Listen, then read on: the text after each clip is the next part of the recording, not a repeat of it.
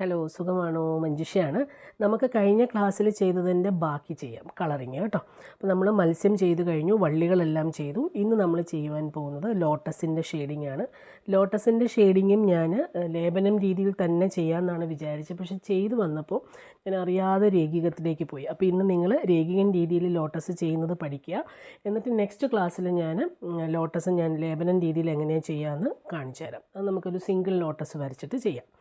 അപ്പോൾ എന്താ ചെയ്യേണ്ടത്, ഓരോ പെറ്റൽസിലും ഇപ്പോൾ കാണുന്ന പോലെ ആ ഒരു റെഡ് കളറാണ് ഞാൻ എടുത്തിരിക്കുന്നത്. ഇനി ബ്ലൂ കളർ വേണമെങ്കിൽ അങ്ങനെ എടുക്കാം, അല്ലെങ്കിൽ യെല്ലോ ആയിട്ടാണ് വേണമെങ്കിൽ യെല്ലോ ആയിട്ട് തന്നെ എടുക്കാം. അപ്പം ആദ്യമേ തന്നെ ആ പെറ്റൽസിൻ്റെ ഓരോ പെറ്റൽസിൻ്റെയും ഔട്ട്ലൈനിലൂടെ ഒന്ന് വരയ്ക്കുക. എന്നിട്ട് ബ്രഷ് ഒന്ന് കഴുകി അതിനോട് ചേർത്തൊന്ന് വരച്ച് അകത്തേക്കൊന്ന് രണ്ട് രീതിയിൽ ഞാൻ ഇവിടെ കാണിക്കുന്നുണ്ട് കേട്ടോ. അകത്തേക്കൊന്ന് ലൈറ്റായിട്ട് വാഷ് ചെയ്ത് കൊടുക്കുക. ഇതിൻ്റെ താഴെ യെല്ലോ കളറൊന്നും കൊടുക്കുന്നില്ല. യെല്ലോ കളർ ഉപയോഗിച്ചിട്ട് ലോട്ടസ് ചെയ്യണമെങ്കിൽ എന്ത് ചെയ്യണം, ആദ്യമേ ബേസ് യെല്ലോ കൊടുക്കുക. അതിനുശേഷം ഈ പറഞ്ഞ രീതിയിൽ റെഡ് കളർ ഉപയോഗിച്ചിട്ട് ചെയ്യുക. ഞാനിവിടെ ഒറ്റ കളർ വെച്ചിട്ട് എങ്ങനെയാണ് ചെയ്യാമെന്നാണ് കാണിക്കുന്നത്. പല പല രീതിയിൽ നമുക്ക് ചെയ്യാം. നേരത്തെ ഞാൻ പറഞ്ഞു ബേസായിട്ട് യെല്ലോ കൊടുത്തിട്ട് വേണമെങ്കിൽ ചെയ്യാം. ഇനി ബ്ലൂ കളറാണ് കൊടുക്കുന്നതെങ്കിൽ ബേസായിട്ട് ലൈറ്റായിട്ട് പെർഷ്യൻ ബ്ലൂ വാഷ് ചെയ്തിട്ട് കൊടുക്കാം. നമുക്ക് പിന്നീട് ഒരു ക്ലാസ്സിൽ പഠിക്കാം. ഇപ്പം ലോട്ടസിൻ്റെ ഫുൾ പെറ്റൽസ് ഇതേപോലെ ഔട്ട്ലൈനിൽ വരച്ചിട്ട് മിഡിലേക്ക് ലൈറ്റായിട്ടൊന്ന് ലയിപ്പിച്ച് കൊണ്ടുവരിക.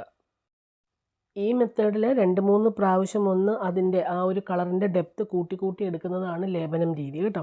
അപ്പം ഞാൻ സ്ഥിരം ലോട്ടസ് ചെയ്യുന്ന രേഖികൻ രീതിയിലാണ്, ആ ഒരു ഓർമ്മയിൽ അങ്ങ് അറിയാതെ ചെയ്തു പോയതാണ് കേട്ടോ. അപ്പം നിങ്ങൾ എന്ത് ചെയ്യണം, ആദ്യമായിട്ട് ചെയ്യുകയാണെങ്കിൽ ഇതിനകത്ത് ചെയ്യാനായിട്ടൊരു ശരിയാവുമോ എന്നൊരു ഡൗട്ട് ഉണ്ടെങ്കിൽ എന്ത് ചെയ്യണം, ഒരു ചെറിയൊരു ക്യാൻവാസോ അല്ലെങ്കിൽ ചാർട്ട് പേപ്പറോ എടുത്തിട്ട് ലോട്ടസ് മാത്രം വരച്ച് പ്രാക്ടീസ് ചെയ്തതിന് ശേഷം മാത്രം ഇതിനകത്തേക്ക് ചെയ്യാം.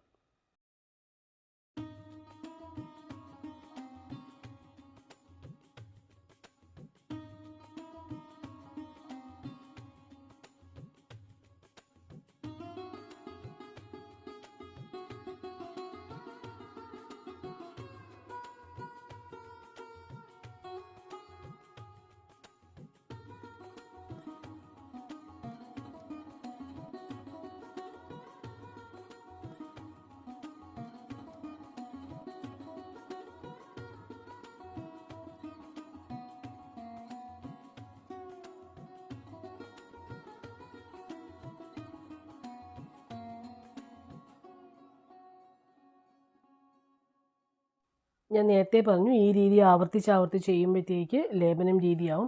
ഇനി രേഖികം ചെയ്യുമ്പോൾ ഇപ്പം ഞാൻ ചെയ്യുന്നത് പോലെ തന്നെ ഏറ്റവും ടോപ്പിൽ നിന്ന് സ്റ്റാർട്ട് ചെയ്യുക. ചെറിയ ചെറിയ രേഖകൾ 000 ബ്രഷ് ഉപയോഗിച്ച് അല്ലെങ്കിൽ 00 ബ്രഷ് ഉപയോഗിച്ചിട്ട് ചേർത്ത് വരച്ച് കൊടുക്കുക. വരച്ച് ആ ഷേപ്പിനനുസരിച്ചിട്ട് എടുക്കുക. എങ്ങനെയാണോ നമ്മൾ ആദ്യമേ ഷെയ്ഡ് ചെയ്ത് ആ ഒരു ഷേപ്പിൽ തന്നെ ചെറിയ ചെറിയ രേഖകൾ വരച്ചിട്ട് ഷെയ്ഡിങ് കംപ്ലീറ്റ് ആക്കുക. അപ്പം എന്ത് ചെയ്യണം, ടോപ്പിൽ മാത്രം ആ ഒരു പെറ്റലിൻ്റെ ഏറ്റവും ഷാർപ്പായിട്ടുള്ള ഭാഗമില്ലേ അവിടെയാണ് സ്റ്റാർട്ട് ചെയ്യേണ്ടത്. അവിടെ നന്നായിട്ടൊന്ന് ഷെയ്ഡ് ചെയ്തിട്ട് സൈഡിലേക്ക് വരുമ്പോൾ ലൈറ്റായിട്ട് മാത്രമേ രേഖകൾ വരാവുള്ളൂ. ഈ രീതിയിലാണ് രേഖികം രീതിയിൽ നമ്മൾ ലോട്ടസ് ചെയ്യുന്നത്. രേഖികം രീതി എന്ന് പറയുന്നത് ചെറിയ ചെറിയ രേഖകൾ ചേർത്ത് വരയ്ക്കുന്ന ആ ഒരു ഷെയ്ഡിങ് ആണ്. ഇനി ഇങ്ങനെ ടോപ്പിൽ മാത്രം ചെയ്യുന്ന രീതിയുണ്ട്. അതല്ലെങ്കിൽ നമ്മൾ ഇങ്ങനെ ചെയ്തതിന് ശേഷം ബ്രഷിലിരിക്കുന്ന പെയിൻറ്റ് കൊണ്ട് ഏറ്റവും ലൈറ്റായിട്ട് മിഡിലേക്കും കൂടെ അത് ഞാനിപ്പോൾ ചെയ്യുന്നുണ്ട്. ഇവിടെ ഞാൻ 2 രീതിയിൽ ലോട്ടസ് കാണിക്കുന്നുണ്ട് കേട്ടോ. അപ്പം അതേപോലെ അകത്ത് മൊത്തം ഏറ്റവും ലൈറ്റായിട്ട് രേഖകൾ ചേർത്ത് വെച്ച് വരയ്ക്കുമ്പം ആ ഒരു ഷെയ്ഡിങ്ങിനൊരു വ്യത്യാസം ഉണ്ടാവും. അപ്പം 2 രീതി ഒന്ന് ചെയ്ത് നോക്കുക. ഇനി ഞാൻ സെക്കൻഡ് മെത്തേഡ് കാണിക്കാം.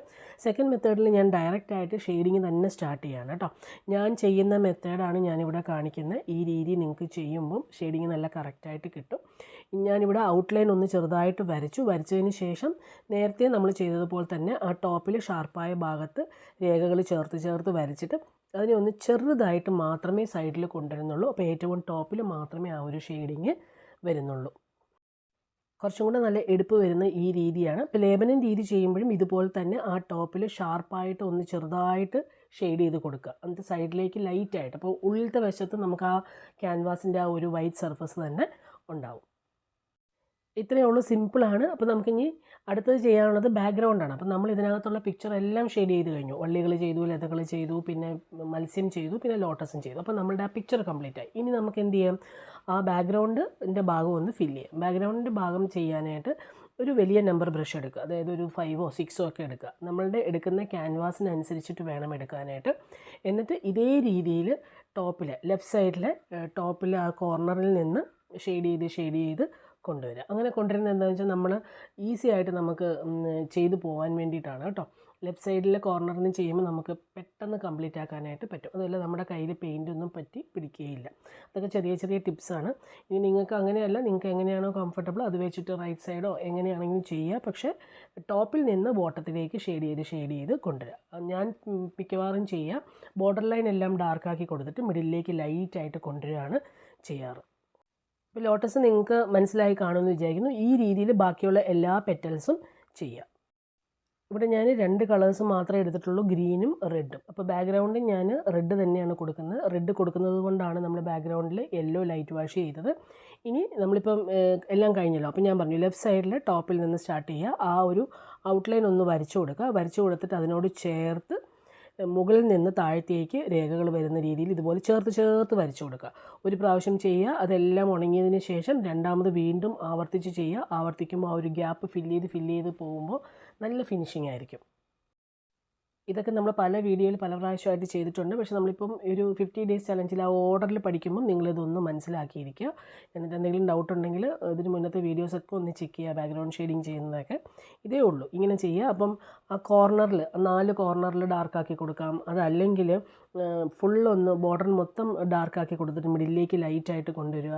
ഇടയ്ക്കിടയ്ക്ക് ബ്രഷ് ഒന്ന് കഴുകി തുടയ്ക്കാനായിട്ട് മറക്കരുത്. രണ്ടാമത്തെ തവണ പെയിൻറ്റ് എടുക്കുമ്പോൾ എപ്പോഴും ആ ബോർഡറിൽ മാത്രമേ ചെയ്യാവുള്ളൂ. എവിടെയാണോ നിർത്തിയത് അവിടെ ചെയ്യരുത്. അങ്ങനെ ചെയ്യുവാണെങ്കിൽ ഇടയ്ക്കിടയ്ക്ക് ഡാർക്കായി പോകാനുള്ള ചാൻസ് ഉണ്ട്. അപ്പോൾ ഇതോടുകൂടി നമ്മുടെ പിക്ചർ കംപ്ലീറ്റ് ആയിട്ടുണ്ട്. ഇനി നമുക്ക് ചെയ്യാനായിട്ടുള്ളത് ഫൈനലായിട്ടുള്ള ബ്ലാക്ക് കളർ ഔട്ട്ലൈനാണ്. ബ്ലാക്ക് കളർ ഔട്ട്ലൈൻ ഇടുന്നതിൻ്റെ ഒരു വീഡിയോ ഞാൻ നെക്സ്റ്റ് ക്ലാസ്സിൽ ഇട്ട് തരാം. അടുത്ത ക്ലാസ്സിൻ്റെ ഇതിനോടൊപ്പം തന്നെ അതും കൂടി ഇട്ട് തരാം കേട്ടോ. കാരണം അതിന് എടുക്കുന്ന പെയിൻറ്റും എല്ലാം ഞാൻ പറഞ്ഞുതരാം.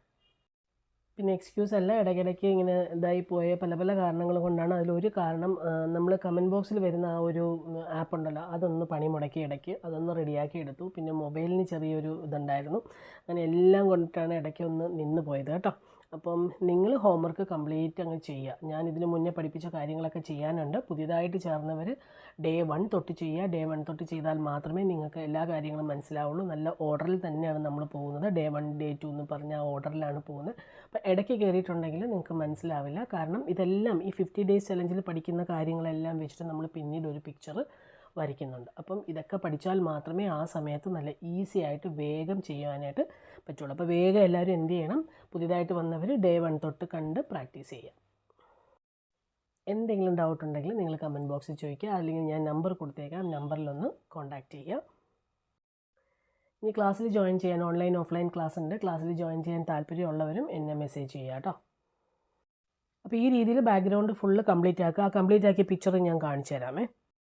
അപ്പോൾ നമ്മുടെ 50 ഡേയ്സ് ചലഞ്ചിൽ ആദ്യത്തെ പിക്ചറിൻ്റെ കളറിങ് എല്ലാം കംപ്ലീറ്റ് ആയിട്ടുണ്ട്. ഇനി ബ്ലാക്ക് കളർ ഔട്ട്ലൈൻ ഉണ്ട് കേട്ടോ, അത് നെക്സ്റ്റ് ക്ലാസ്സിൽ കാണിക്കാം.